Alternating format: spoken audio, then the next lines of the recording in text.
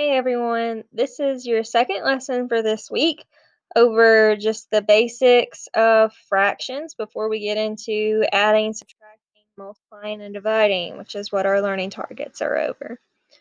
Okay, a new slide of important vocabulary. We need to understand what simplifying fractions is. It means to make the fraction as simple as possible. You might also read directions that say to reduce. Okay, so sometimes you might get a fraction that has really large numbers in the numerator and denominator. That doesn't necessarily mean it's a large value, but those numbers are really large. The pieces are really, there's a lot of little pieces. So sometimes it's easier to reduce the number of pieces that show up in your fraction.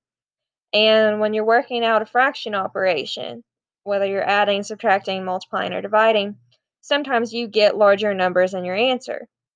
Well, when it comes to testing, or when it comes to sometimes when you're solving things in the real world, when you're looking for an answer, you are wanting to find the simplest answer, the smallest numbers, because sometimes you don't find objects that have all of those pieces in it. So it's important to understand how to simplify for answering fraction operation questions and for answering real world operation questions. So one thing you're going to be using to simplify fractions is common factors. That's something that you guys covered last week. If that's something that you didn't do yet, make sure you go back and do that assignment from last week before you do simplifying fractions. There was a lesson over identifying common factors, and then there was a lesson over finding the greatest common factor and using the distributive property. Make sure those assignments are finished before you do this, because you're going to be using those skills to do this. Okay? Common factors are numbers that can be divided into two different numbers without leaving a remainder. So when you have your two different numbers, like your numerator and your denominator, you need to figure out what the common factors are. What can you divide both numbers by? We're going to talk about that in the coming slides. So I'm going to go over the examples. So if you're watching this video, you're getting some of the answers in the slides. That makes it easier for you, and hopefully it helps you understand it a little bit more. So this first example is a fraction model. This fraction circle represents the fraction 8/12. So each of these little tiny triangles represent 1/12, and there are 8 of them. That means that this model represents 8/12. So we might have a question that says to reduce 8/12 to simpler terms. It might say just to simplify 8/12. So I want to know what's the smallest number of pieces that still represent the same amount of space. So to find that out, we have to figure out what the greatest common factor of 8 and 12 is.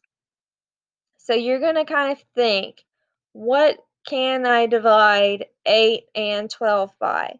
Now, in the last week's lessons, I kind of set up those slides to help put your factors in.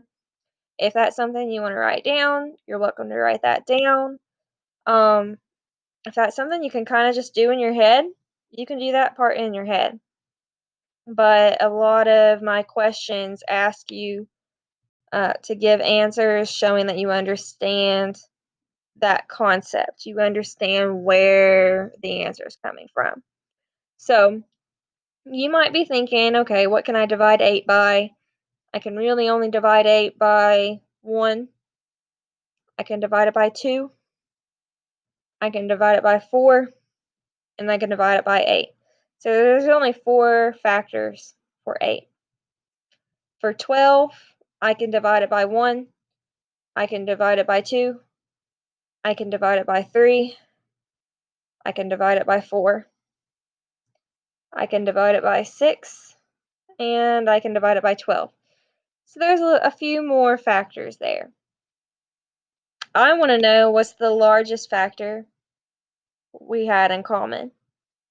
Okay, the largest factor we had in common was 4.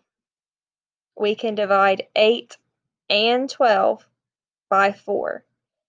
So on the next slide, to simplify 8/12, we divide both numbers by 4. So for my numerator, I do 8 divided by 4 to get 2, and 12 divided by 4 in my denominator to get 3. So 2/3 is actually a simplified answer. It's a simplified fraction of 8/12. That slide just kind of helps you check your answers. This slide kind of brings it all together. The model on the left was 8/12. The model on the right is 2/3. 2/3 is a simplified answer.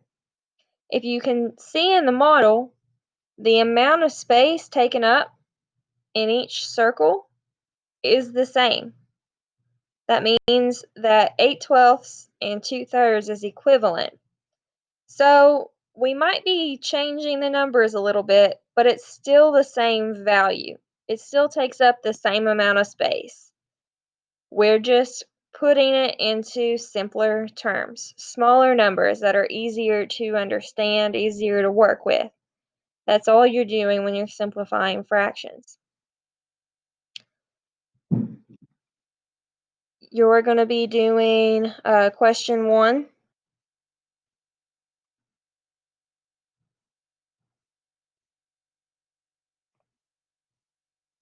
Answering the questions. You have a question where you're just simplifying by finding the greatest common factor.